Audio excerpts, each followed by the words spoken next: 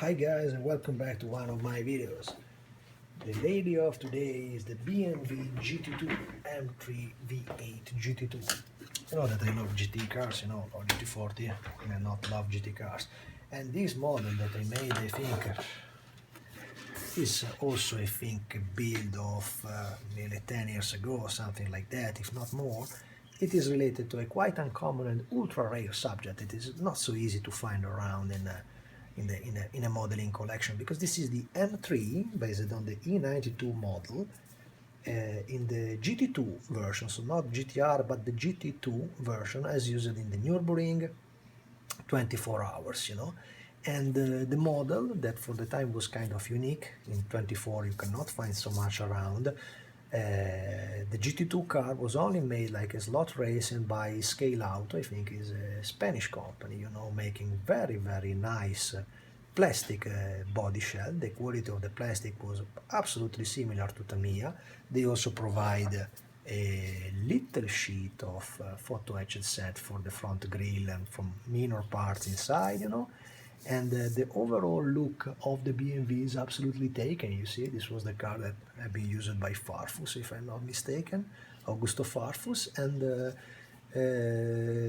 mostly the stuff that you will find in the body conversion when you buy this from Scaleauto, it is just the external part, because they provide parts to do a slot racer vehicle, so not for a static model.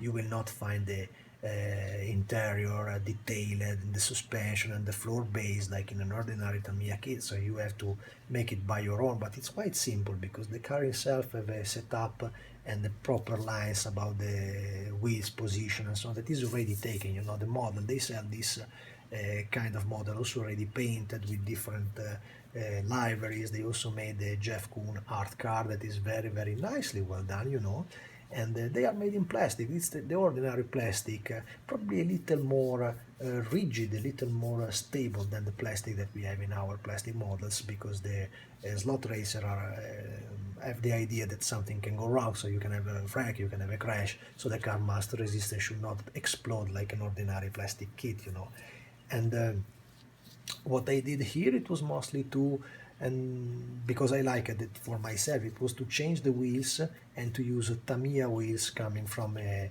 think it was a Honda NSX from JGTCC, and the setup was so coming also from that.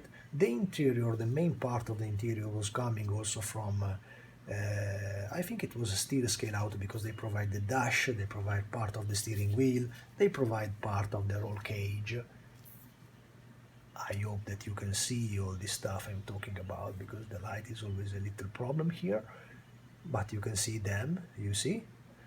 And the decal sheet was coming from, back in time, I think it was Decaldoc making them, so quite good in quality. This was quite precise on the body for this slot racer, and it is absolutely easy to do. The car is very nice in reality, and the subject itself is very particular, because it's a model that is very uncommon and nearly nobody have around. There is something made in 18, but absolutely nothing made static for 1/24 scale. So if you like a proper collection of GT racer, this is a must-to-have for your own eyes.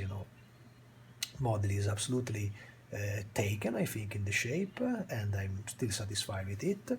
There is some little dust that is coming in my showcase, but this I will fix later. And I think it's something that any of you can absolutely try and enjoy, because the body was, I think it's still available. I bought this in Spain from the shop. If you search for Scaleauto bodies, BMW M3, you will find that at once. It's the first stuff arriving in Google if you try simply to make a little research about it, and enjoy the car, and try to build it also for your own collection. This is absolutely very easy and very cool subject to have. BMW is always a must. Thanks for watching, guys.